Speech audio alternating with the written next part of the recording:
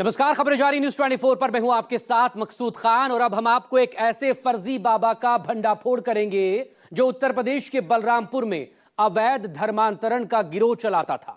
जलालुद्दीन उर्फ झांगुर बाबा, जिसने अवैध धर्मांतरण के काले कारनामों के जरिए करोड़ों की विदेशी फंडिंग भी इकट्ठा की। लेकिन अब झांगुर बाबा के काले साम्राज्य पर बुलडोजर एक्शन चल रहा है। यह रिपोर्ट देखिए।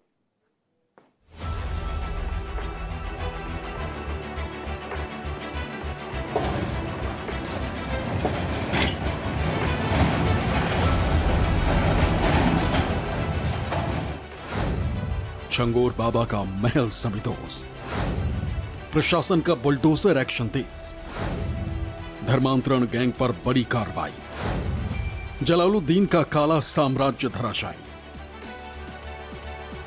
उत्तर प्रदेश में धर्मांतरण गैंग चलाने वालों को प्रशासन का यह सख्त संदेश है कि यूपी में कानून तोड़ने वालों को किसी भी कीमत पर छोड़ा नहीं जाएगा। और यह बुलडोजर एक्शन उसी का एक ट्रेलर है।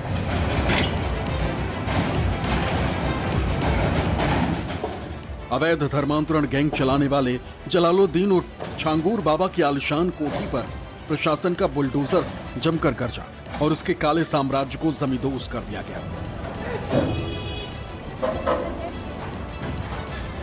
आरोप है कि यह कोठी अवैध तरीके से बनाई गई थी और यहीं पर जलालुद्दीन उर्फ झांगुर बाबा अपने गैंग के लोगों के साथ मिलकर धर्मांतरण का काला साम्राज्य चलाता था। इस मामले में महिलाएं नहीं बल्कि पुरुष भी शामिल हैं।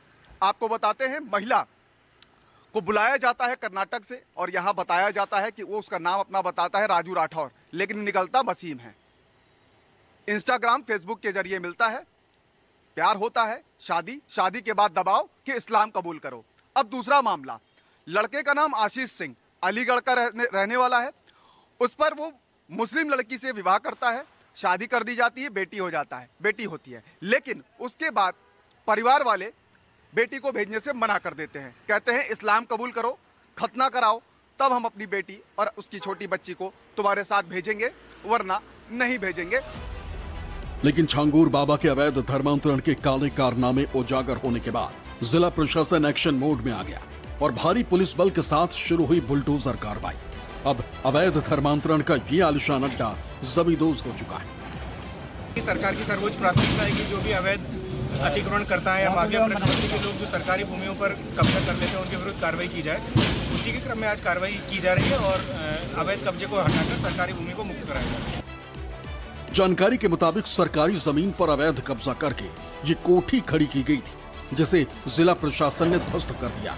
झांगुर बाबा पर बुलडोजर एक्शन के बाद सीएम योगी ने एक्स पर पोस्ट किया और बता दिया, उत्तर प्रदेश में कानून तोड़ने वालों की कमर तोड़ दी जाएगी और ये बुलडोजर एक्शन उसी का रिएक्शन है। उत्तर प्रदेश सरकार में मंत्री अनिल राजभर ने भी झांगुर बाबा पर प्रशासन की बुलडोजर कार्रवाई को सही ठहराया। गलत तरीके से संपत्ति कमाना और धर्म परिवर्तन, बेटियों बहनों के जीवन को बर्बाद करके जो उसने काम किया है, मैं समझता हूं कि राष्ट्रद्रोह जैसा गुनाह उसने किया है। तो इस तरह से संपत्ति अर्जित करना, बुलडोजर तो चलना ही है। धर्मांतरण और विदेशी फंडिंग के इस मामले में अभी तक 18 लोगों के नाम सामने आ चुके हैं, जिसमें एक पूर्व मंत्री का नाम भी शामिल है।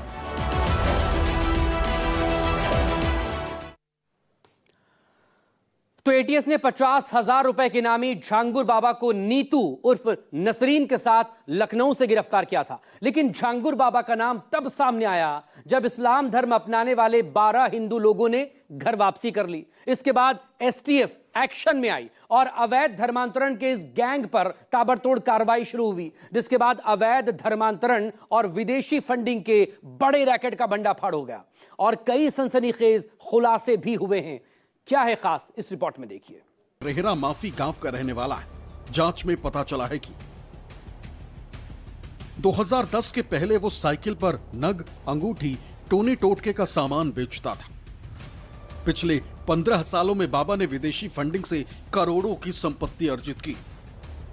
यूपी, महाराष्ट्र और राजस्थान में शोरूम, लग्जरी गाड़ियां और बंगले खरीदे। छंगूर बाबा के पास कई महंगी गाड़ियों का काफिला भी है।